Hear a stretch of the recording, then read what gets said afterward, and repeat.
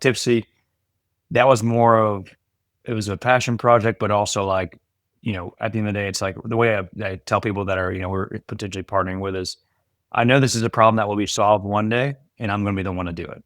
And how that's looked over the years from beginning to now, I mean, has changed tons. So while there is, I kind of counter myself there, but while it is a series of steps, it's also being able to pivot.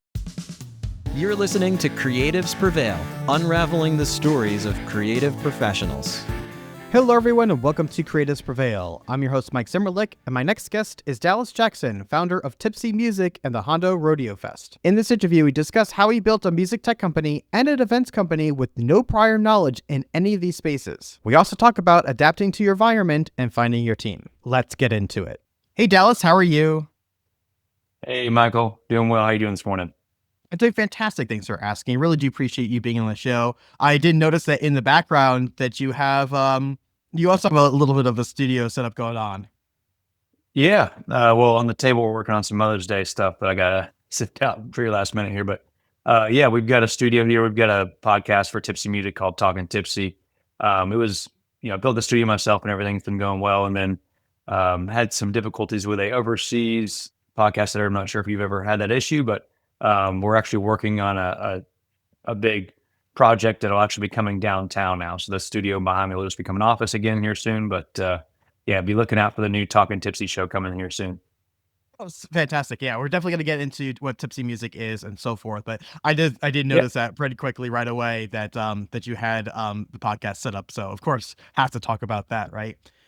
So Yeah. I did want to start off because here's the thing. I mean, doing podcasts, and we're going to get into, you've done so many things in the last 5 to 6 years, I would say, and which I found really fascinating. But what really is fascinating to me is not just how short you did so many things, but also the fact that you've done so many things. So I want to ask you, what do you feel it takes from taking an idea? Because it's one thing to have the idea, right? Of like, oh, this would be great if this would be done.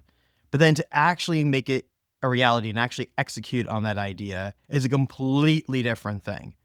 So to you, what are 4 elements, if you will, from going from idea to reality? It's a good question. I mean, and first off, appreciate you acknowledging that timeline because although you say short term, to me, it feels like forever. But yeah, getting something from, start to reality, it's, the way I approach everything, especially all these things that to some people, I'll say, seems impossible. It's just, everything's a series of steps.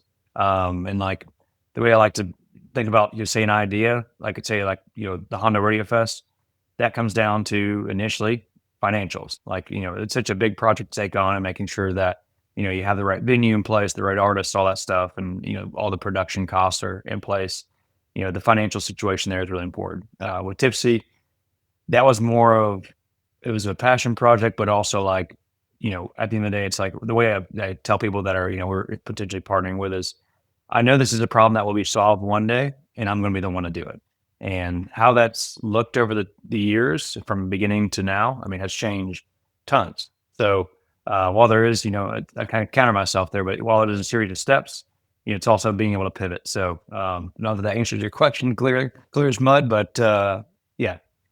No, it really does. And I think that's what we always have to come back to, right? Is that this is said over and over again, but I think it's important to reiterate this, which is if you think about the end goal, you're now thinking about thousands of different steps to get to that end goal. And now it becomes overwhelming and unattainable. Where, as you mentioned, if you look at it from what's step 1, what's step 2, what's step 3, and you just take it one at a time or a few at a time, you will eventually get to that point.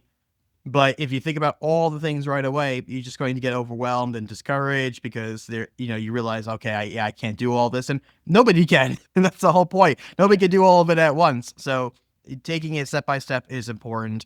And then, like you said, pivoting as well, because you may be stuck on that one idea, like, oh, this is the most genius idea. And then all of a sudden something happens, whether it's something in your life or something happens in society or new technology comes out. And then all of a sudden that idea doesn't make sense anymore. And you need to adapt and to change to that situation too. So I completely agree with you. Yeah, I'd say too, big thing is it's all about perspective. Our modern day philosophizer, Joe Rogan, has said, that, the hardest thing you've ever been through is the hardest thing you've ever been through. So, if I look back to kind of like how I've, developed over my lifetime, I started, say, scuba diving at 12 years old, which going into that would be just, thinking about a 12-year-old like my son when he gets 12, like there's no way I'm doing that for them. But for some reason, my parents pushed me to do it, and I was diving 100 feet or deeper at, 12 years old. And it's just kind of wild to think that. And I started flying airplanes at 16, and then kind of like, the other things that we've discussed kind of off the record here. But it's just once you get past one thing, you're like, well, I was able to accomplish that. I never imagined I'd be able to. And that's why you think, I think you see also a lot of repeat entrepreneurs that once they do something amazing or crazy, they understand what's attainable and what's, possible. Do you feel that learning scuba diving and flying at an early age helped build that sense of, I say, build that sense of that I'm going to accomplish anything essentially, and that helped you aspire to be an entrepreneur, or did you already have that even before then? I would say it's more of a just it developed a whole new level of responsibility, maturity of like the fact like 12 years. I mean, I was doing math at 12 that I probably wasn't even learning in school yet. Like, cause you have to learn all the things to get licensed and stuff of like oxygen mix and all that. I mean, it's been 20 something years now, but and then going into aviation, like learning, getting my driver's license around the same time I get my pilot's license. It's just you know, it's just wild to think about looking back on. But yeah, I mean, it's just I think it isn't necessarily like directly correlated to entrepreneurship, but I think the challenge and overcoming it and coming at it, and especially I will tell you, I was never a straight A student at all. So I think having those being able to accomplish those goals, which obviously took studying and preparing for, um, you know, just kind of like created a new mental barrier strength, if you will, in terms of adapting and learning how to do stuff that otherwise I'd think was impossible. I mean, I would respectfully disagree. I think that this actually definitely applies to entrepreneurship, because if you think about it, right, is that you said it yourself, is that not only are you learning things that were beyond school, but on top of that too, the responsibility. You said it best, the responsibility of it. I mean, literally your life is on the line at 12 and Yeah. 16 years old, right? And so there is a great sense of responsibility that you have there. And so I feel that does translate into, starting your own venture, your own company, because there's a lot of responsibility that comes along with it. I think of the analogy of stepping into a pool, right? And there's the people that tiptoe in, but then never actually do the full jump. And then there's the people that do the full jump into the pool.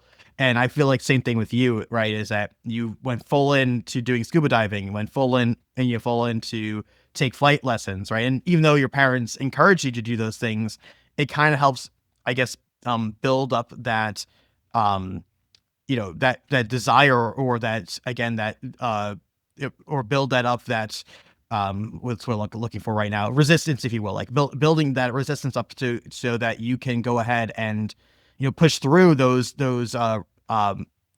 what wow, I'm a great host, and I so, Yeah.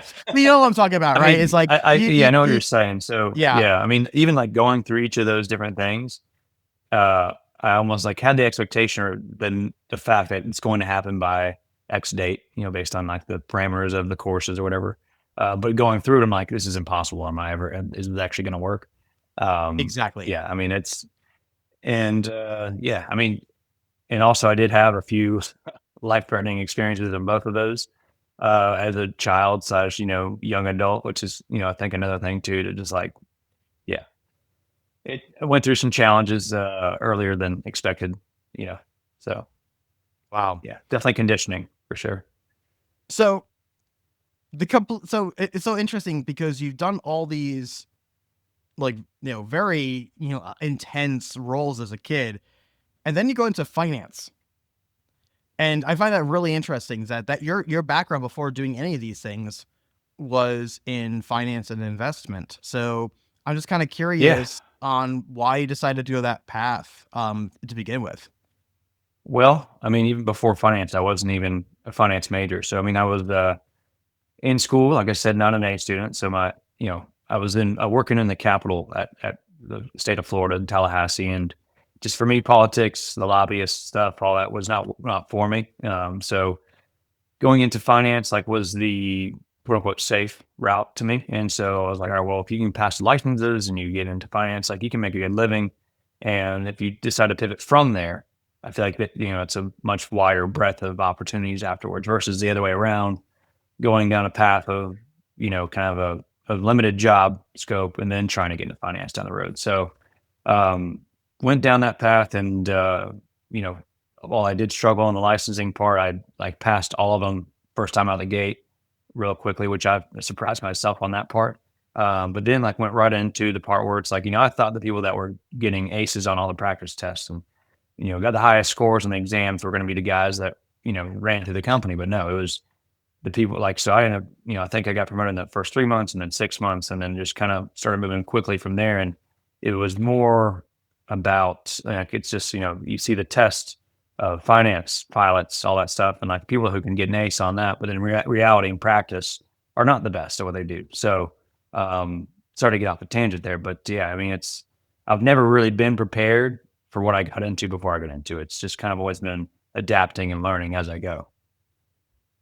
There's definitely something to be said about that. And I mean, into to kind of jump ahead a little bit, is that you got into this field and then, like you said, you moved out quickly to become a VP at Merrill Lynch. I mean, that's quite a bit of a Yeah. jump.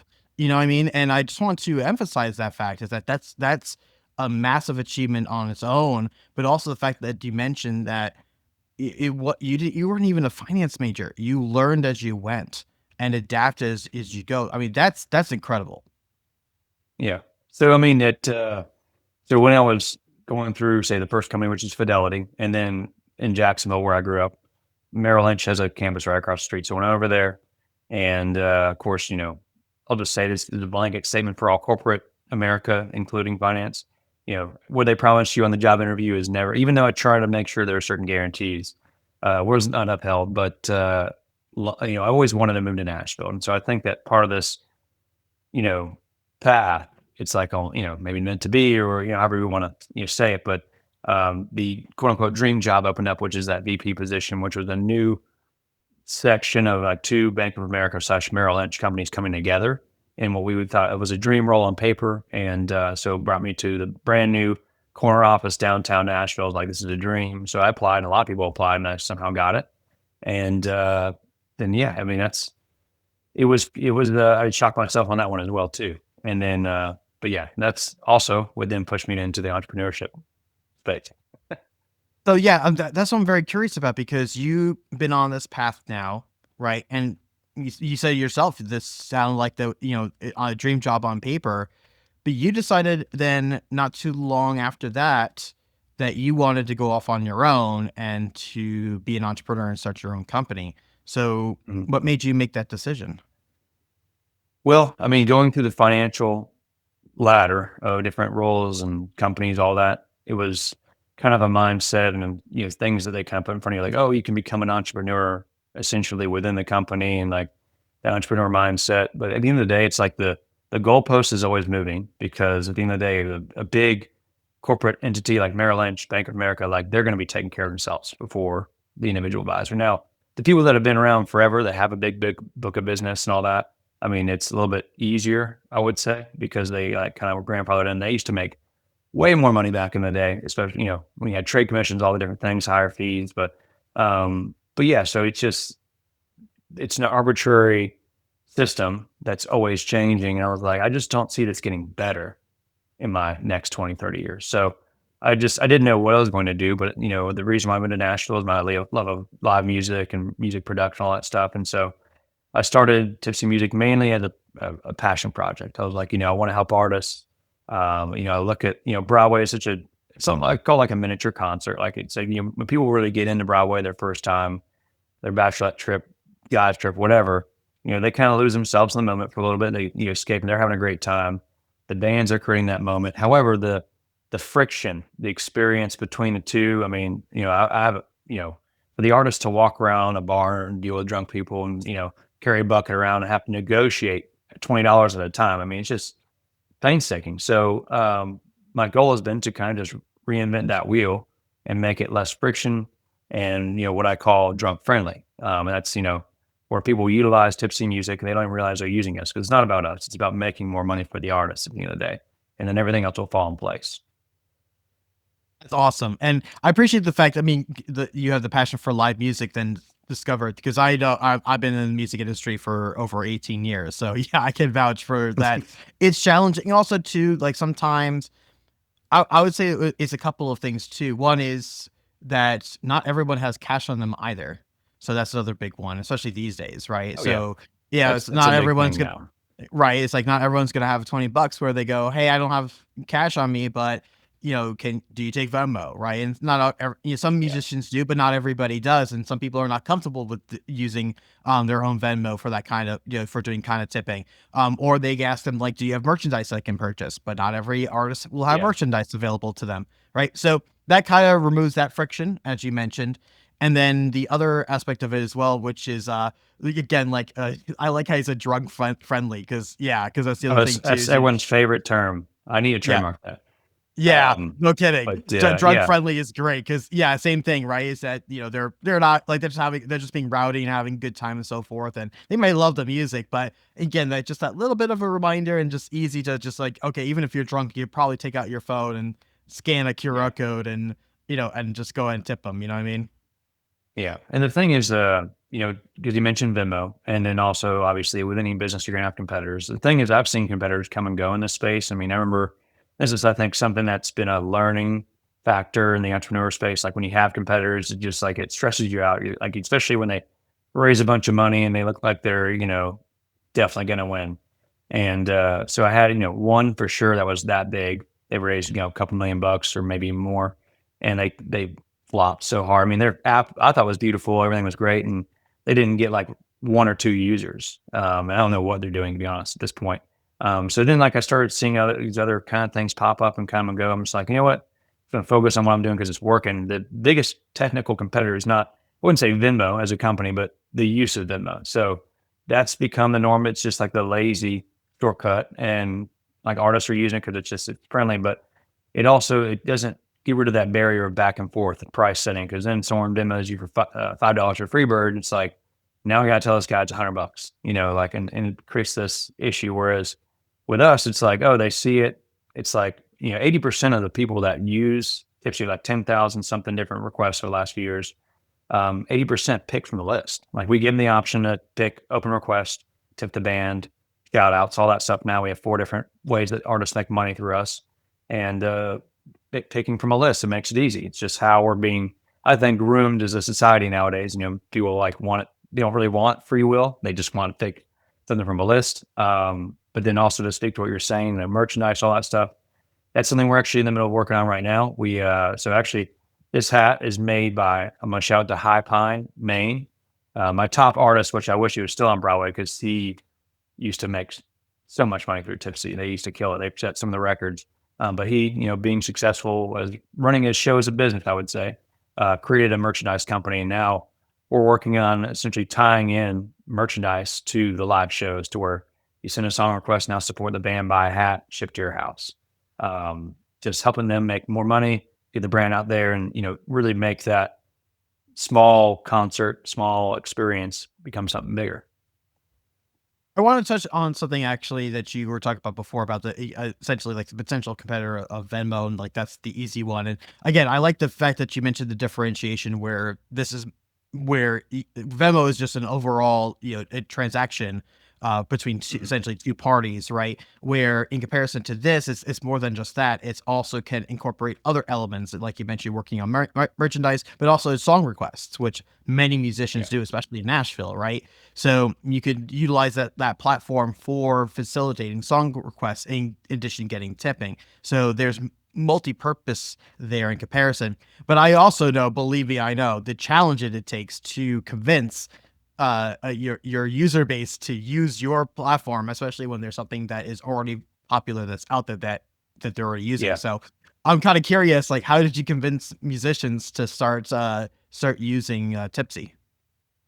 Well, I will say, as much as I love music and musicians, they're not the most business savvy people. I mean, they're not Okay, in we terms. love musicians, but yes, I could jab on that too. Because again, I've been in it for a long time. And I write a record label and manage artists for a very long time. So we love you, but yes, yeah, we know how challenging it yeah, is. in terms of follow up schedules, those Yep. things. I mean, and to be honest, well, there's in some artists I mean, I love them to death, but we go around in circle a few times, and to be honest, I just try and get them to just let's do a demo, and then and then it clicks, even though explain it so many different various ways, visuals, explanations, everything. And so there's a little bit of a challenge there, but now that I have some of the larger and more popular artists on Broadway using the platform, it then opens the door. People are like, oh, okay. So if they're using it, so it's kind of that proof of concept there. And I did kind of take about 2 years off just because I couldn't support that and building the Hondo. So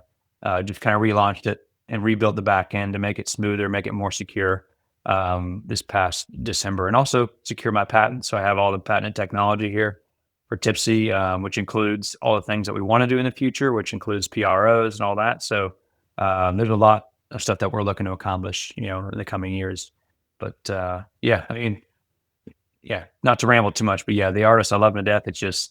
It's a slow bleed, but once we get someone on board, they become a user, and they'll text me and I want to give you a big hug. Like, this is like a game changer. It's made my life so much easier. We're making so much more Oh, money. I'm like, I told you. Isn't that the greatest feeling is Yeah, when they mention how much this has changed their lives. And it's interesting because I get it. We kind of give them a little bit of a jab of how challenging it is, but I get it too, being on that opposite end, because they have so much things that are going on right now, and so many things that are distracting them from what they want to accomplish or need to accomplish.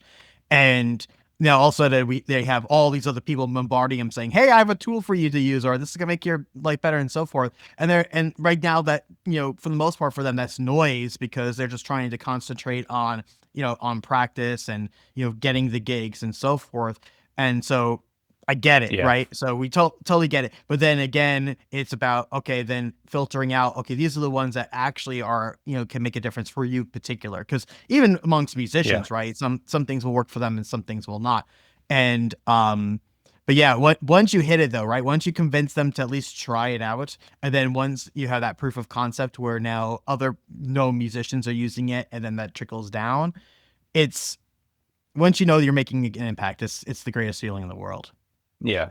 And I mean, even though I know it works and works really well, every time I'm onboarding an artist, I'm just like, always concerned about their experience because, it is in startup. And so I am, kind of micromanaging every aspect of it. And, it's hard to, we don't have that, big corporate feel. And also, we can't really do that in this space, I feel like. Now, eventually, when it becomes more mainstream, we will have kind of that, Uber-esque feel, I feel like, and maybe Yelp feel is kind of the goal down the road. But for now, it's a very hand-holding experience because I want to make sure I understand, how they're getting onboarded and what their experience is off the bat, what questions they have, because then I'm tinkering and making those little changes, week over week, slowly making it better and kind of, shaving down the ice to make the sculpture perfect, if you will. Just I'm a little bit of a overkill perfectionist on some of that stuff, but it seems to be working for me.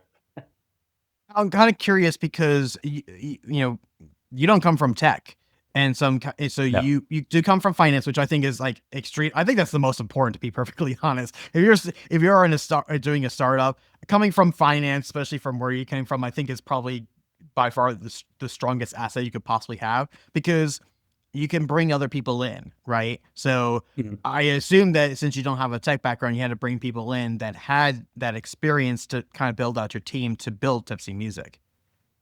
Yeah. So originally, so I started with a outsourced. So I did a mobile app at first, which that's a whole nother story. But like, started with a mobile app, and then an artist that actually was my first artist, Cassie Daniels. She's well beyond Broadway now. She's on like some TV show, The Road, and I think she's on the new Yellowstone. I mean, she's killing it. So congratulations to her. But she was my first guinea pig, and I had her download the app, and we did a test run.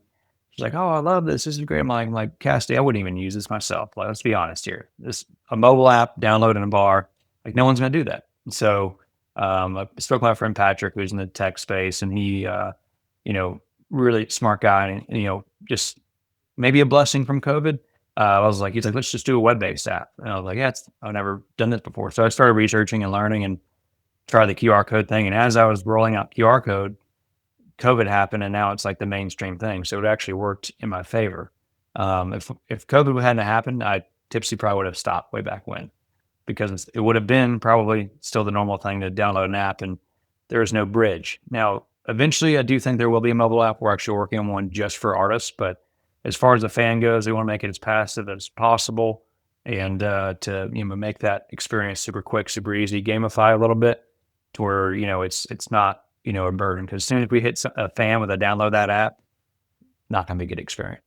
Right. And that Um, was the thing, right? Is that, and also the times have changed where even pre-COVID, right? Is that there was a time where everyone had an app. So it was very normal for yeah, all of us to just download apps. I remember at the time it was like, oh, cool, new app, download it. But then it got to the point where everybody was asking us to download apps. yeah, So now it became more of a burden, if you will. There was now friction in downloading an app where originally downloading the app prevented friction because we were able to do other things because of it. But now there were the request for downloading apps is so high that now it became like, oh, another app I have to have my yeah. phone. Like this is app now number 372 on my phone. I'm making Oh yeah. like a lot And of the then time even more than that at this point. yeah, I'd say also a lot of it's just learning by doing. It's just I feel like a lot of people just get stuck in that. They just keep talking and planning, and it's just like you just like the steps, taking steps. So I did hire a local group here called Dev Digital in Nashville. They no longer exist, but if anyone ever needs a good project manager to hire, Daniel McMahon was incredible. So um, working with them, the firm was pretty good, reasonably priced considering what we were doing. But as we were building, you're like you said, I had no background in this space, so the details. I mean, I was pretty detailed in explaining what I wanted to do, but then obviously, thankfully, he was really good at coming back to me asking questions. Well, what if this happens? So it just really developed a new critical thinking loop.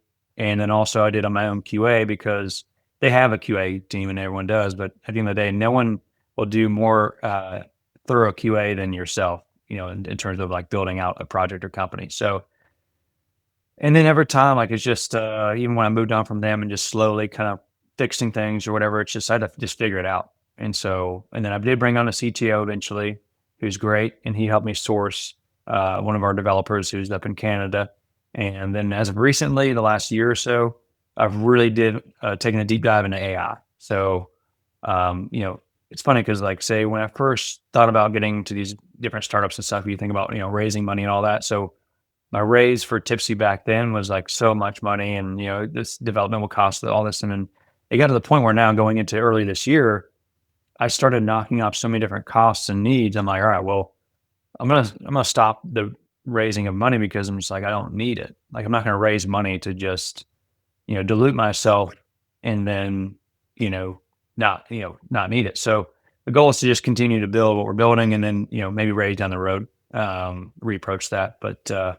Yeah, it's been quite a learning experience, and like I said, I'm only pro AI in terms of making things more efficient. I'm not trying to replace anyone in the music space.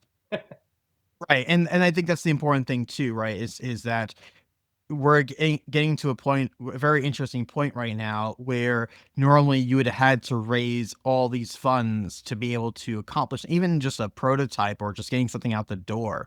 Where now, on the other hand, with AI, you can make, as you mentioned yourself, it's far more efficient. So you can do Mhm. that now without necessarily needing those initial funds, which I think actually is better overall in the long run, Oh because yeah, then you can have a proof of concept. And then if you then need funds to bring it to the next level where it's beyond what AI is capable of doing, because obviously there's a lot of resources that are now involved once you start expanding what it is, so that the bandwidth that you're going to require, the marketing that's involved, right? And then the team to support all that, that's a whole nother level, if you will. And but at least then you could say, hey, we already have the product done, right? It's not even just something that is conceptual. It's here's the product, and here's it yeah, working, and here's and there's the data to prove that it's working because of all these users that are currently using it right now. So we want to now expand that. So I feel like having that coming to the table just gives you more leverage.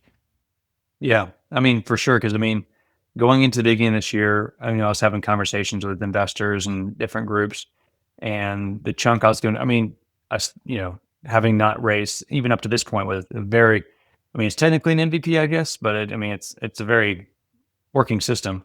We're all over the country, and people were using it, but yeah, I mean, it was still a decent chunk I'll be giving up, but now it's like, going into the end of Q1 after I made the changes and got the patent and all that stuff, and had reporting a 700% growth quarter over quarter. It's like, I'm just going to keep this momentum myself and just go to my limit of what I can do by myself. And then my ask is, I'm giving up less to the company a year down the road versus now. So yeah, I mean, I'm just trying to milk that for all I can and just see how far I can get it by myself because it's kind of a challenge now and it's going well. So, That's awesome. So I did want to also mention about you talked about before about hiring, third parties and so forth to be able to accomplish this. But you not only did this in the tech space, you also did this in the event space too, because you were talking about before about Hondo Rodeo Fest. And mhm. that's in the event space. That's not even in the tech Yeah. space. And you also, so that's really interesting too, that you kind of you've been dived into that area as well, where also you didn't have any experience doing events prior. Yeah. So, yeah, the Hondo was just a crazy undertaking. It actually originated, we're starting it in Nashville. So it was inspired by, I was in Rodeo Houston in March of 2022. And it was like, unless you've been there, you don't even like no one knows it exists until you know. And then once you see it, it's like, well, why is this not in like happen in Nashville? This is crazy. It's a giant 21-day rodeo with a huge like a carnival, all kinds of events outside, livestock show, everything. And then of course live music every night. So it's like, why does this not exist in the heart of country music, which is, Nashville? So the goal was originally Bridgestone. And anyway, so putting it together, the budgets and all that stuff. And at this point, I'd been involved in the route tickets thing that we talked about briefly, and then TipSee music.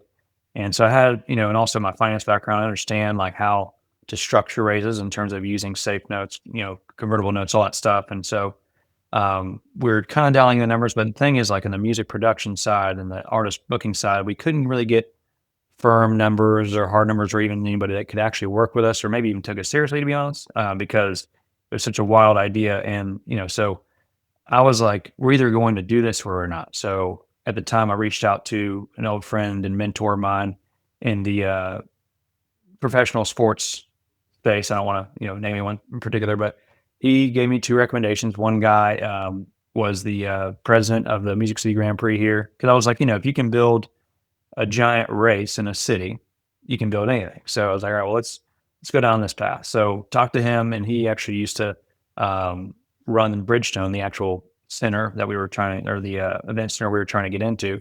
And then I interviewed Jason Rittenberry, who owns TriStar Production Group, who was the COO of the Music City Grand Prix at the time. And so after sitting down with both of them, Jason had a little bit more experience on the music production side. I opted to go with him and kind of advocated for him for about a year or so, and we finally ended up moving forward with him. And so yeah, it's just a lot.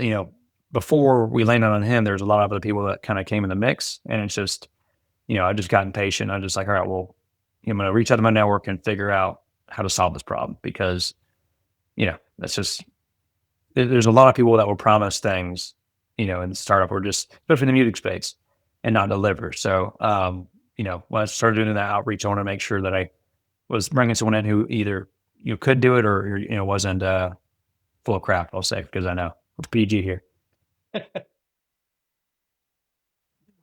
Wow, that's amazing. So I appreciate so much about the fact that you really did vet your team, and it sounds like on both sense, on both for Tipsy as well as for Honda Rodeos, that you made sure that you had people on board that like you said, that had the background that you are confident that they're able to pull through and be able to get to what you need. Because again, you're relying on them for their experience, not just their experience, but their resources, their network, all those different things that they're going to be needing to be bring to the table to make something like this happen. Mhm. Yeah, absolutely. So it was quite an undertaking for sure. So we can start wrapping things up here. So I do have a couple of fun questions for you. So the first question I have for you is, what is one of your favorite events that's not one of your own?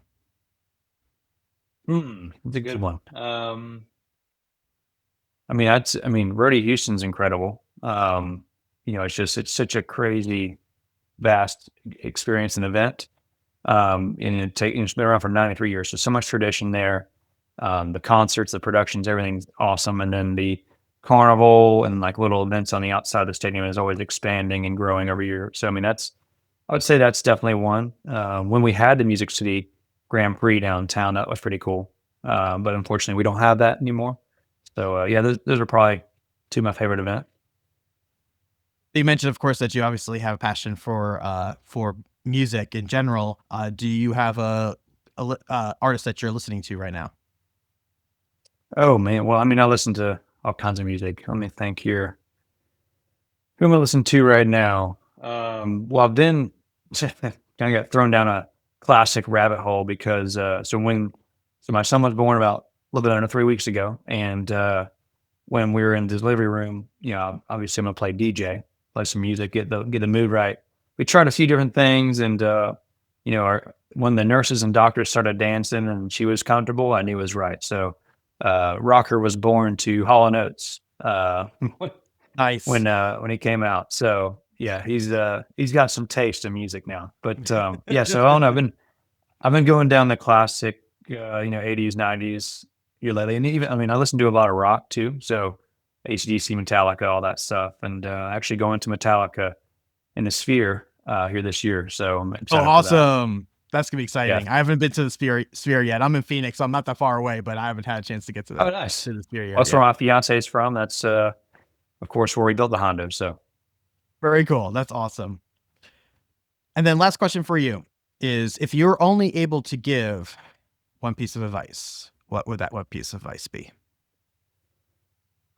yeah, I mean I would just say, no matter what kind of pressure you're under, always sticking to upholding integrity is important because when you get under pressure or, you know, if you make a certain decision that could ultimately be a detriment to your career and or life, I mean, you just can't take that back. So, trying to think how my dad always says it. He's, um, you can lose everything tomorrow. So don't, live of it as if you can't, like be like you're untouchable. I mean, so I'm seeing some people in the startup spaces, music spaces where, they get a big head and they make crazy decisions that are just going to be a detriment to them in the long run. And yeah, so it's just always upholding integrity and making sure you're treating people right, and not taking shortcuts. I would say is ultimately the most important thing. I I couldn't agree with you more, and that's something that I always abide by myself too. Is that there might be ways that I might have found a shortcut in the past, but in the end, it's never worth it. It's never worth it. The Yeah, reason why I'm able to still do the things that I love to do today is because of the fact that I try that as hard as I can to treat people with respect, as just as I would, and that's why people come back to me to do things. And so I cannot agree with you more. Is that you never know what tomorrow is going to give you, and who you treat today. And I think just in general, not even an expectation, but just in general, you never know where people's lives are going to lead in the future, including your own. oh yeah, absolutely. Yeah, I mean, at the end of the day, it's all about taking the ride and doing things the right way. Because I mean, if you take a shortcut to jump ahead and then that ultimately costs you, I mean, that could just throw everything off. It's like it just yeah, I don't know. There's no reason to do it, and yeah, Absolutely. Well, thank you so much again, and congratulations, by the way, for being a new father. So congratulations. I'm so excited yeah, for you. it's been great. Yeah, who needs sleep? It's it's been fun. He is hilarious. But yeah, he is a busy little guy at night. I guess I should have known that. Named him Rocker. I mean, he's gonna be a night owl, I guess. Yeah, his life was already set up for him. So, but that's Yeah, exciting. So, congratulations again, and congratulations on all your amazing ventures and so forth, and especially with TipSee Music. Obviously, the more opportunities we have this for musicians in the space, the better. So, thank you so much oh for yeah, doing all those things. yeah. Thank you, Michael. I appreciate you having me.